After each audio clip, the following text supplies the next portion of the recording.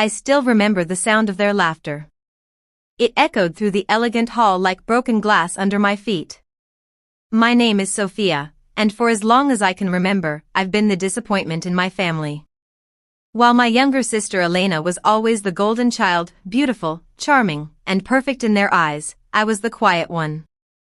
The one who worked 2 jobs to help pay for her college. The one who gave up my own dreams so she could shine. That evening was supposed to be Elena's big night. Her engagement party. Crystal chandeliers, fresh flowers everywhere, and our entire family dressed in their finest clothes. I wore a simple navy blue dress I had bought on sale, hoping I wouldn't stand out too much. I never wanted the spotlight. I just wanted to be there for my sister. But from the moment I walked in, the comments started.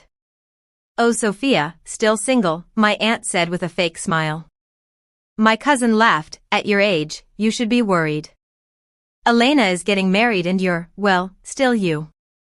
My mother pulled me aside and whispered, "Please don't make this about you tonight. Just smile and stay in the background."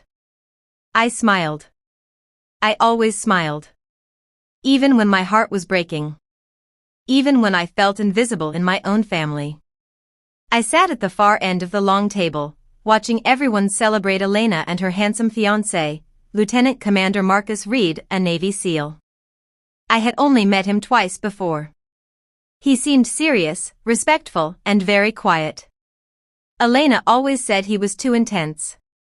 I didn't think much of it. Until everything changed. The night grew louder. Speeches were made. Toasts were raised. And then my uncle stood up with a microphone, clearly drunk on both wine and cruelty.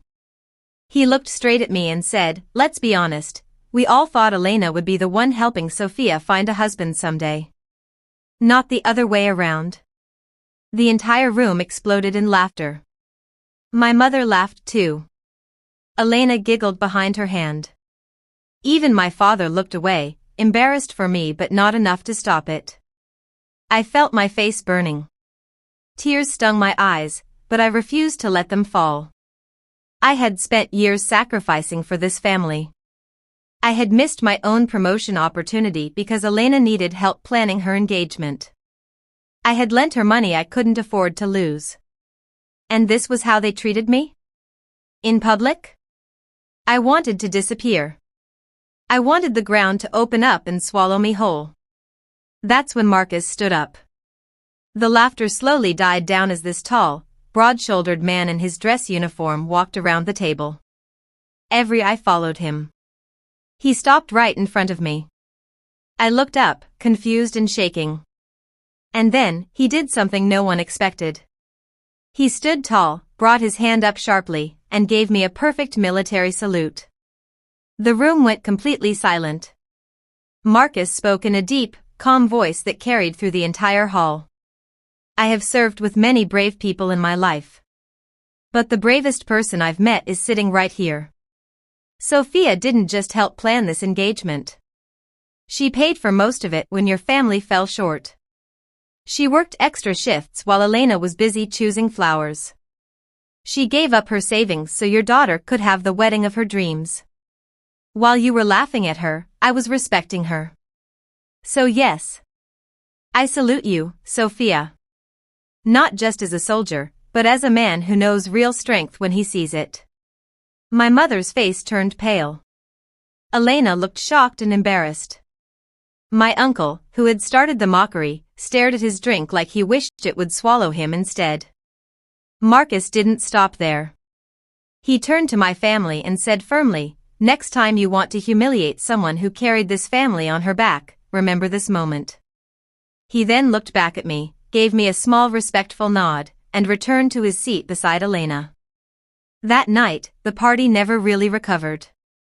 The laughter was gone. The fake smiles disappeared. For the first time in my life, I felt seen.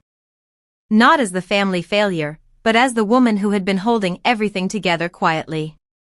Elena came to me later with tears in her eyes. She apologized. My mother tried to explain it away as just jokes. But the damage was done, and honestly, it was healing. Sometimes revenge doesn't come with shouting or destruction. Sometimes it comes in the form of quiet respect from a man who sees your worth when your own blood doesn't. Marcus's salute didn't just embarrass my family that night.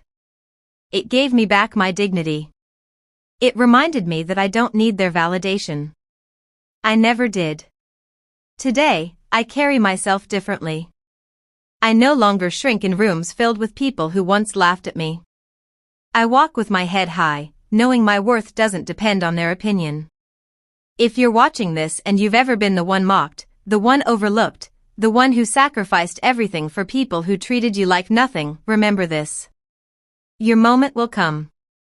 And when it does, the same people who laughed at you will be forced to see you in a completely different light. Stay strong. Stay kind. But most importantly, never forget your own worth. Thank you for watching. If this story touched you, please like, comment, and share. Drop respect in the comments if you believe good people eventually get recognized. See you in the next story.